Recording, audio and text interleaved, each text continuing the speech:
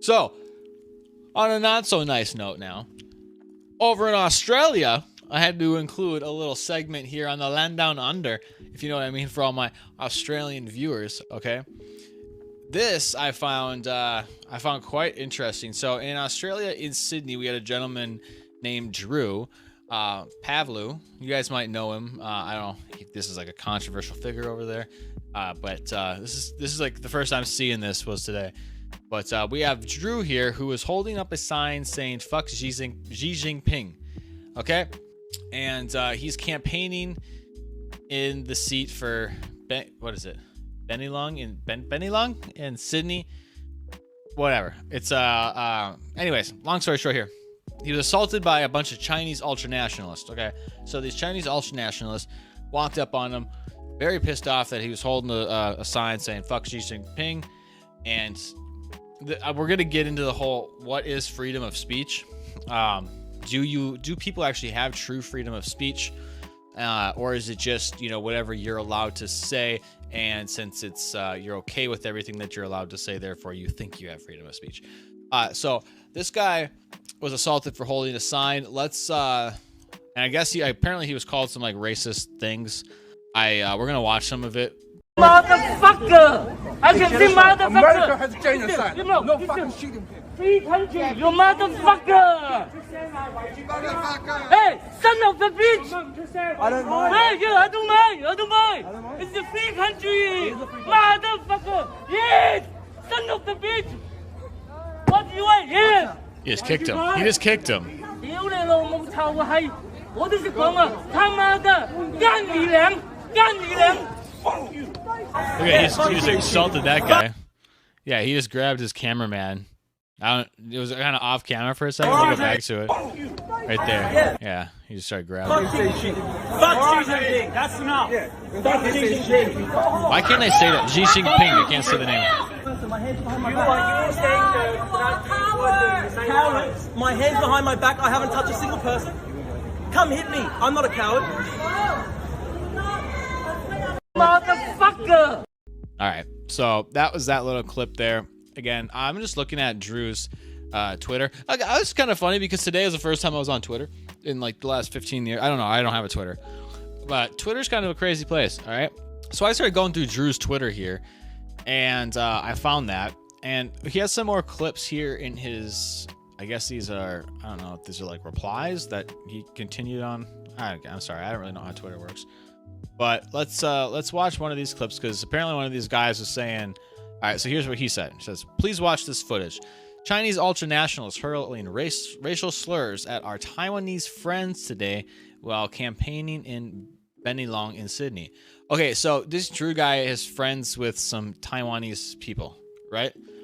And I think after, this might make a little sense, because I was watching some of his other videos, and his Taiwanese friend was standing up and protesting some people in Australia for giving money to China and supporting the Chinese Communist Party and not really recognizing Taiwan. But that's I guess for another day. This is what some of these ultranationalists were saying to his Taiwanese friend. You better close it. Rotten banana. Rotten people. Rotten banana. Rotten banana. You're rotten people. You're rotten Rotten banana. people. Not even saying. You are Very rude. You better close it. She just said you're not even human. rotten banana. Call them a rotten banana. I don't know why that's like a racial slur or what that means with Taiwanese people, but yeah. But only white people can be racist, right, guys? Right? I mean, so this just kind of goes. I think what Drew here is trying to point out is the influence China has on a lot of places, on a lot of people, and they're expanding kind of reach and they're expanding influence into things. Because here's what's even more crazy about this story. Drew here, you would think that, the police would have gotten involved and arrested, charged, or, at least done something about the people that assaulted him, that kicked him with a sign, or grabbed his cameraman. Even if they were okay and everything was fine, those still are acts of assault. But what ended up happening was New South Wales said that they'd be charging him. I haven't seen too much of a follow-up, but I did see one of his tweets saying that they came out and charged Drew here, or were planning to charge him. So yeah, I just found this interesting. This happened here in Australia. And that's not all that's happened when it relates to freedom of speech in Australia. I found some other stuff here. This couple, Zoe, was arrested in her home for posting online about anti-lockdown protests. I remember seeing something about that. So the fact that the government can arrest you for posting things online, resisting or opposing lockdowns, is kind of crazy. This was on the BBC here, and again, all links in the description.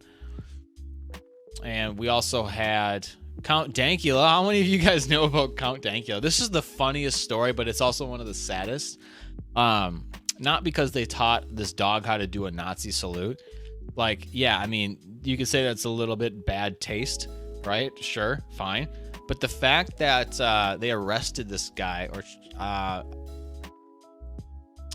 guess he avoided prison, but he was fined over 800 euros for teaching his dog how to lift up his paw. It was a joke, right? Well, he didn't like his girlfriend's dog, so he taught it how to do a Nazi salute, which in itself is kind of freaking hilarious. Okay, if you're pulling a prank, you could say it's in bad taste, but it's kind of funny. And yeah, you don't really have freedom of speech when you can get charged 800 euros for something like that. And it's not like the girlfriend sued you. It's the federal government came in and said, no, you're not allowed to do that. But you still have free speech, right? Yeah, because we say you do, even though you really don't. And finally, police arrest convoy protesters in New Zealand's parliament. So in New Zealand, sorry guys, you don't have free speech either.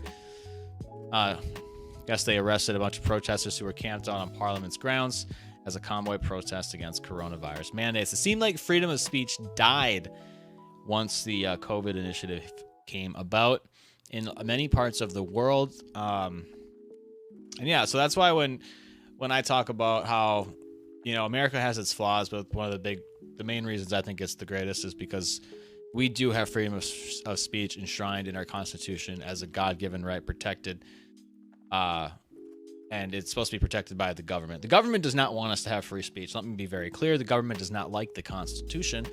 It is the people's document. It is there. It is ours. And the government's job is to enforce that document. And so we are very fortunate and privileged to be able to say and express ourselves pretty much in whatever ways we want.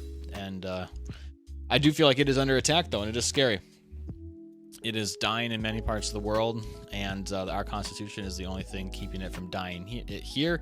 And I do believe that the United States is pretty much the last bastion of free speech in the world, because we are the only country that has it protected in a Constitution like the one we have. So